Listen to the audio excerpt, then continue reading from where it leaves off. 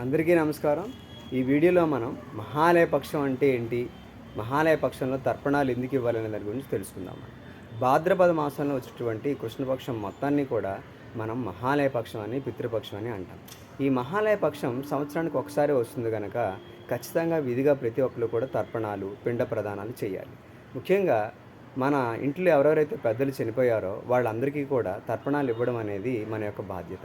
ఇలా ఇవ్వడం వల్ల ఇద్దరికీ లాభం ఉంది. ముఖ్యంగా మీకు లాభం ఏంటంటే, మీకు అనేక కర్మల్లో పితృకర్మ అని చెప్పేసి ఒక కర్మ ఉంటుంది, అది పోతుంది. అదేవిధంగా ఈ తర్పణాలు ఇవ్వటం వల్ల వాళ్ళకు కూడా ఊర్ధ్వలోక గతి అంటే బ్రహ్మలోక ప్రాప్తి కలుగుతుందని చెప్పేసి మన వేదాలు చెప్తున్నాయి. కనుక ఖచ్చితంగా ప్రతి ఒక్కరు విధిగా తర్పణాలు ఇవ్వాలి. తర్పణాలు జనరల్గా మీ యొక్క తాత తండ్రులు ఏ ఏ తిథుల్లో అయితే చనిపోయారో ఆ తిథుల్లో ఇవ్వాలి. ఇన్ కేస్ ఆ తిథుల్లో మీరు ఇవ్వలేని పక్షంలో అమావాస్య రోజు అంటే ఈ మహాలయ అమావాస్య రోజు హ్యాపీగా మీరు ఇచ్చుకోవచ్చు. ఆ రోజు పొత్తర్లు కూడా మీరు ఇవ్వచ్చు. అలా ఇవ్వడం వల్ల మీరురికి కూడా ఎంతో లాభం కలుగుతుంది. మరిన్ని వివరాలతో మళ్ళీ కలుద్దాం. నమస్తే.